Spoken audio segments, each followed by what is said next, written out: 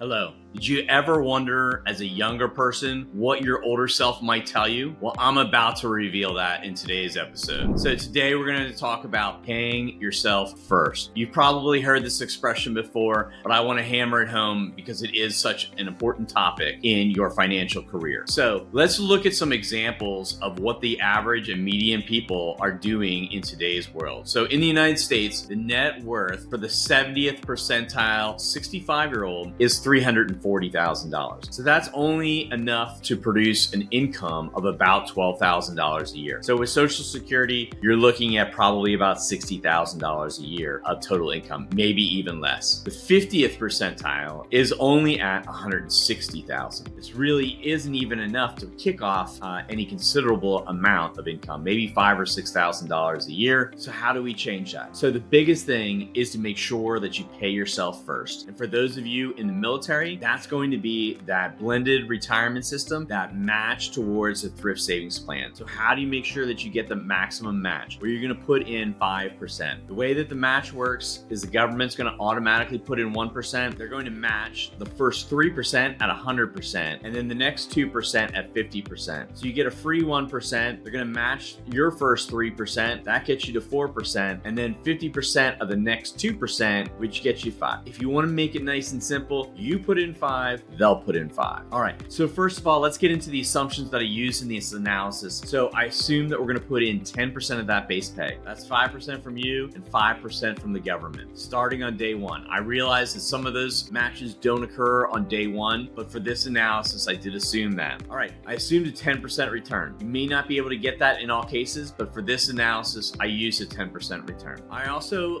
thought about the average enlisted promotion schedule. So as you get promoted, that amount that you get paid, 10% of that is going to increase over time. And then after 20 years, I assume that when you went to your next job, that you would get paid approximately the same amount. And then I assumed that you would take 10% of that pay and go ahead and invest that. I did not assume 10% of the pension. That would increase these numbers. I just assumed that it would be 10% of your next job and that next job would be comparable in salary to what you were getting paid as a 20-year master sergeant. All right. So let's look at the value in 40 years. In 40 years, that savings is going to accumulate to $2,028,504. That's 6 times the 70th percentile today. And all you're doing was you were putting in 5%, you were getting a 5% match, and then you're putting 10% in at your next job. But likely your employer is going to match something there too. So these are very small amounts that you're going to be investing, and half of it's going to be coming from somebody else, your employer. So if we look at that, that's going to equate to $6,762 a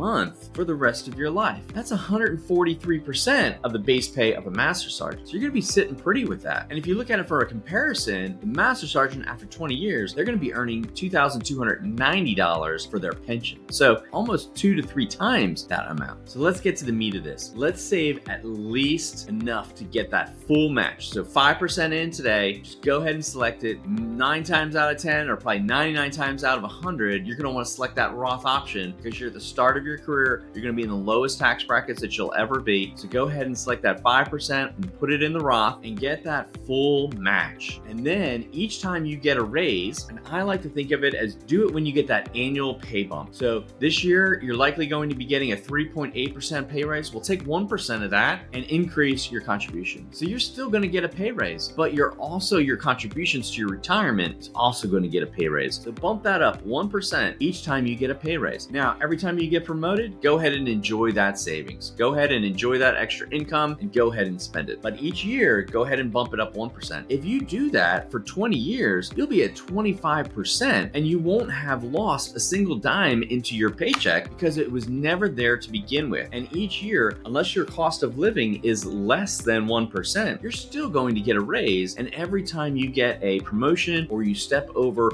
2 years of service, 4 years in service, 6 years, you get to enjoy all of that extra income. But let's aim for at least 15%. If you want to retire on time, try to get to that 15%. So do the plus one until you get to 10%, and then the government's matching 5%. That'll get you to 15. That'll get you to an on-time retirement that will be very well off. Now, if you want to retire early, let's start thinking about 20%. So now you started with 5, the government's putting in 5, you're going to do an extra percent every year for 10 years. You can also bump that up. up. If you want to do 2% for 5 years, and then that will get you to 20% as well. And again, let's think about that Roth. Anytime you're in those lower tax brackets, if you're in a lower tax bracket when you earn it than when you're going to spend it, then go ahead and select that Roth option right out of the gate. If you've got a spouse that is a much higher income earner, or if you have a large one-time bonus from something, or your spouse does, whatever it is, you may want to consider something else. So definitely talk with a financial advisor if you've got concerns. But if you're just earning the basic amount and nothing else is involved, that Roth option is going to be your best option. So I hope you enjoyed this video. Please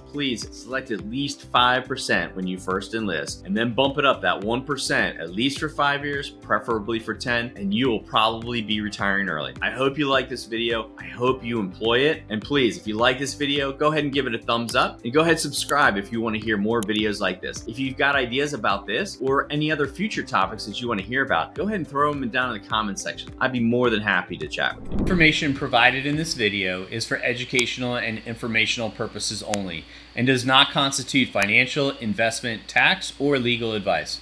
I am not your financial advisor, and you should consult with a qualified professional before making any financial decisions.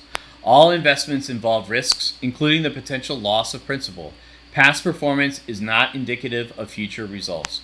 This video does not endorse any specific investment or strategy. By watching this video, you agree that I am not responsible for any financial outcomes based on the information provided.